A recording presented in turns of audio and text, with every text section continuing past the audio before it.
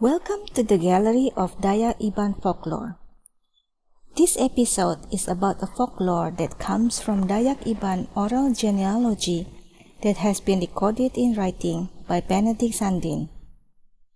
In Iban language, oral genealogy is called tusut. The term itself means tangled or knotted. Iban kinship is bilateral, which means kin relationships are traced equally from both father and mother. As a result, relationships are highly ramifying, as it clearly is apparent in the tusut of an Iban. Because an Iban may recite his ancestry back through both male and female forebears as he sees it fit, there is no limit to the number of tusut lines he or she can trace back for himself or herself. Tusut plays an important role in Iban society.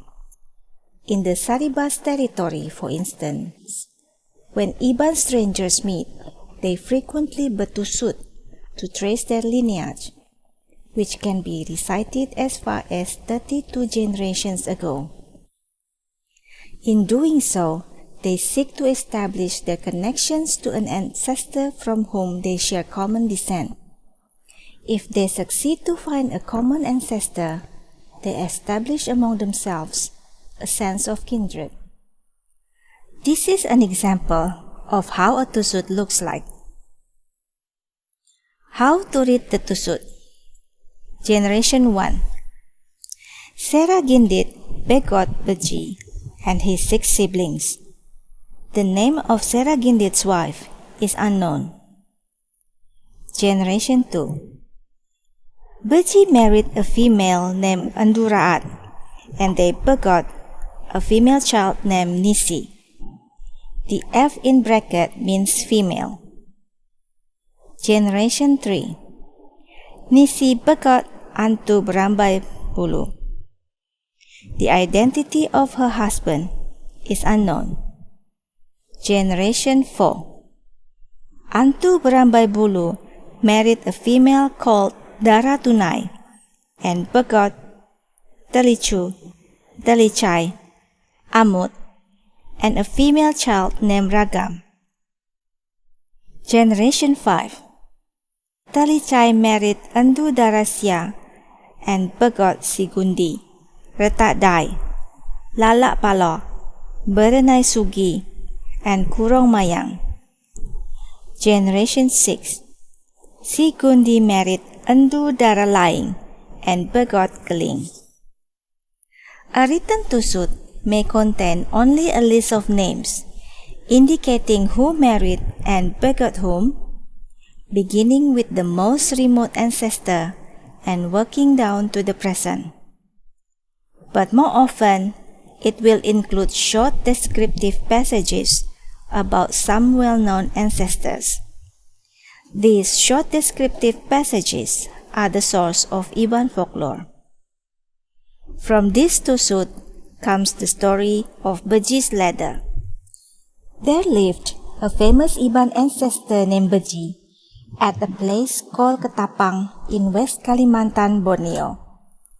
From his encounter with missionaries who came to the island from distant shores, Beji was made aware of the existence of the Almighty God.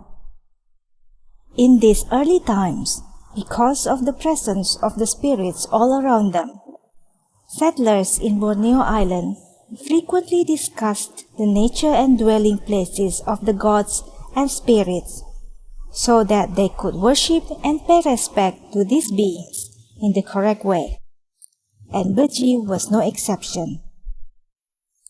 As such, upon learning that there was an Almighty God who lived above all the other deities in the sky, Beji was anxious to personally meet him. He thought he needed to build a tall ladder to meet God in his dwelling up in the heavens.